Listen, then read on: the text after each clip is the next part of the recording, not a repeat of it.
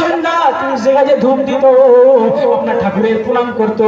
আল্লাহ আপনার সন্ধ্যা যখন হতো বাজার থেকে মদের বোতল নিয়ে আসতো, শরাবের বোতল নিয়ে আসতো।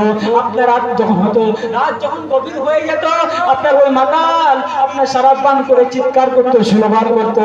আল্লাহ পাকের বলি ইমামে আযম আবু হানিফা রহমাতুল্লাহ আলাইহি বারবার ওই মাতালকে বুঝায় আপনার কিন্তু বুঝে না, বারবার চিৎকার করে। আল্লাহর ওলি ইমামে আযম আবু হানিফা রহমাতুল্লাহ আলাইহি আপনার ইবাদত করতে কিন্তু খুব অসুবিধা হয়। হঠাৎ করে আল্লাহর ওলি ইমামে আযম আবু হানিফা রহমাতুল্লাহ আলাইহির কানে যদি আপনার হঠাৎ করে আওয়াজ আসে না, ওই আপনার মাতালের আওয়াজ আসে না, আল্লাহ পাকের ওলি ইমামে আযম আবু হানিফা রহমাতুল্লাহ আলাইহি পা পা করে ওই মাতালের বাড়ি আপনার গেল, আপনার আওয়াজ দিল, ঠক ঠক ঠক করে আওয়াজ দিল। আদা কালবার দরওয়াজা খুলো। ওই মাতালের স্ত্রী জিজ্ঞাসা করে, কে আপনি? আল্লাহ পাকের ফকির বান্দা ইমামে আযম আবু হানিফা রহমাতুল্লাহ আলাইহি বলে, আমি আপনার প্রতিবেশী। বলে কি চাই? বলে মাতাল কয়ে গেল।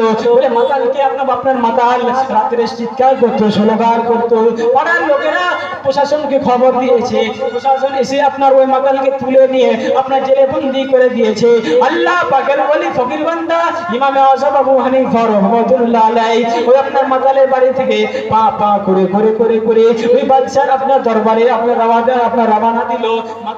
আপনার মাতাল জেলে বন্দি হয়ে আছে, কেউ ছুটাবার নাই। আল্লাহ পাকের ইমামে আযম আবু হানিফা রহমাতুল্লাহ আলাইহি আপনার দরবারে গেলেন। ওই আপনার বাদশা আল্লাহ পাকের ওলির আপনার সম্মানের খাতিরে দাঁড়িয়ে গেলেন। বলে হুজুর কি চাই? বলে আমার এক প্রতিবেশী হিন্দু ভাই তোমার জেলে বন্দি আছে, তাই আমি তাকে ছুড়াতে আসলাম। আল্লাহ পাকের ওলি আপনার ইমামে আযম আবু হানিফা রহমাতুল্লাহ আলাইহি আপনার ওই বাদশাকে খুলে বলল, আল্লাহ পাকের ওলির খাতিরে ওই মাতালকে ছেড়ে দিল। ছেড়ে দেওয়ার পরে আল্লাহ পাকের ওলি আপনার বাদশা দরবার থেকে পা পা করে বাড়ি চলে গেলেন। ওই মাতাল মনে মনে আপনার মনে মনে চিন্তা করে, আমার কত প্রতিবেশী ছিল, কেউ আমাকে ছোড়াতে আসলো না। আমার কত প্রতিবেশী ছিল, কেউ আমাকে ছোড়াতে আসলো না। আল্লাহ পাকের ফকির